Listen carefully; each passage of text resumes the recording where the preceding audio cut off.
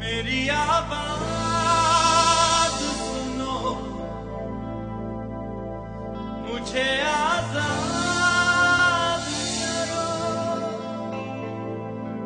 अपनी गाड़ी पर सरकार के खिलाफ एहतजाजी कलमात दर्ज करने वाला ये शख्स हुकूमत वक्त को आवाम के लिए रोटी, कपड़ा और मकान का वादा याद दिलाने की कोशिश कर रहा है।